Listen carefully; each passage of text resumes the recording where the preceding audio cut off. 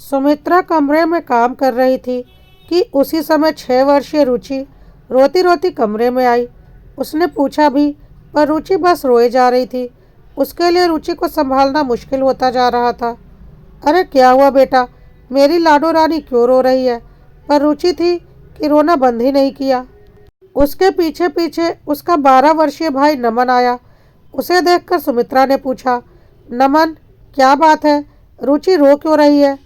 माँ, सारी गलती इसी की है। जब पता है तो क्यों गई थी चाची के कमरे में?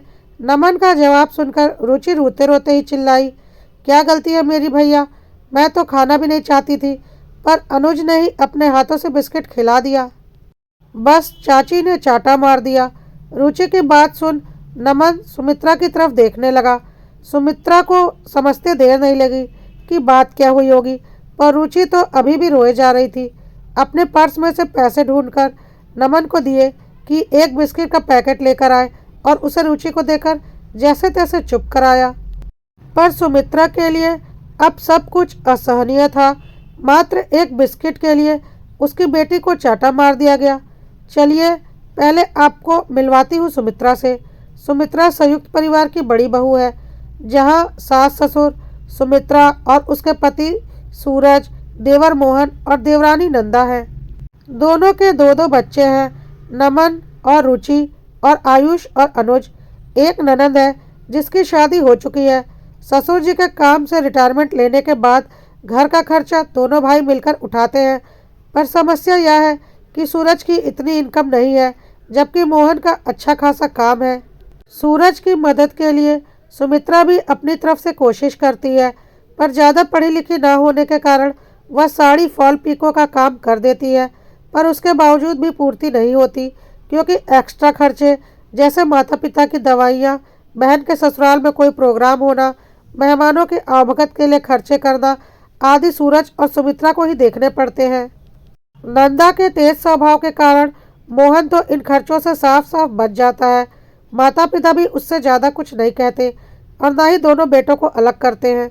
उनके अनुसार तो परिवार में एकता होनी चाहिए। ये अलग बात है कि उस एकता के चक्कर में बड़े बेटे बहू पिस रहे थे। यहाँ तक कि नंदा मोहन खाने पीने की चीज़ें भी लाते तो अपने कमरे में अलमारी में लाकर रख देते और फिर मोहन और उसका परिवार कमरे में बैठकर ही खाता। एक दो बार सुमित्रा ने कहा तो सासू माँ ने तर्क दिया कि हर माता पिता अपने बच्चों के लिए करते हैं, अगर वो लोग अपने बच्चों के लिए लाते हैं तो इसमें गलत क्या है। और जब नंदा को पता चला कि सुमित्रा को इस बात से दिक्कत है तो उसने तो अच्छा खासा हंगामा खड़ा कर दिया। घर में शांति के लिए सूरज ने सुमित्रा को ही चुप रहने के लिए कहा, लेकिन आज की घटना के बाद सुमित्रा ने फैसला कर लिया था कि उसे क्या करना है। रविवार को जब मेहमानों का आना हुआ तो बाहर से नाश्ता, नमकीन, बिस्किट वगैरह सब आया। जो जितना मेहमानों को सर्व होना था वह सर्व करने के बाद सुमित्रा ने बाकी का सामान अपने कमरे की अलमारी में ले जाकर रख दिया। मेहमानों के जाने के बाद जब घर के लोग खाना खाने बैठे तो मोहन ने कहा, अरे वह नमकीन आई थी, वह कहाँ है? ज़रा परोसो तो सही। पता नहीं कहाँ रखा है पैकेट, दिख नहीं रहा, नंदा ने मुंह बनाते हुए कहा। वह पैकेट मैंने अपनी अलमारी में रख दिया है। सुमित्रा के इस जवाब से सबका ध्यान सुमित्रा की तरफ गया। भला उस पैकेट को अलमारी में रखने की क्या ज़रूरत थी? खाने के लिए लाया गया है तो सबको सर्व करो, सूरज ने कहा। नहीं, वो अलमारी में ही रहेगा। जब मेरे बच्चों को ज़रूरत होगी मैं उन्हें खाने के लिए दे दूंगी। बहू, यह क्या तरीका है? तुम बड़ी बहू होकर कैसे स्वार्थ भरी बातें कर रही हो? माफ़ करना माँ जी, पर यह सब बातें मैंने इसी घर के लोगों से सीखी हैं। ये कैसी बातें कर रही हो तुम? तुम इस घर की बड़ी बहू हो, तुम स्वार्थी कैसे हो सकती हो? घर के बड़ों को स्वार्थी होना शोभा नहीं देता।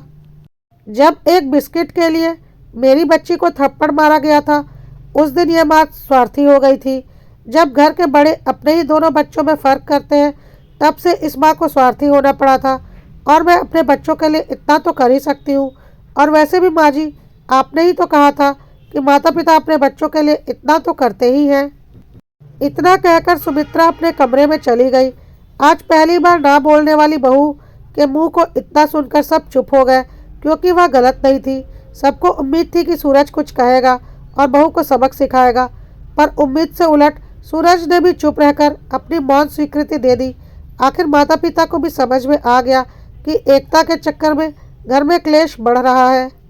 उन्होंने छोटे बेटे बहू को भी बराबर खर्च करने के लिए कहा तो नंदा ने इस बात पर हंगामा कर दिया और खुद ही अलग भी हो गई, क्योंकि यह बात तो जग जाहिर है कि जो बेटे बहू जितना दबते हैं और जितनी जिम्मेदारियां निभाते हैं उन्हें उतना ही दबाया जाता है और उतनी ही जिम्मेदारियों का पाठ पढ़ाया जाता है, और जो चालाकियां दिखाते हुए अपना स्वार्थ सिद्ध करते हैं उन्हें और खुली छूट दी जाती है अपनी स्वार्थ सिद्धि के लिए।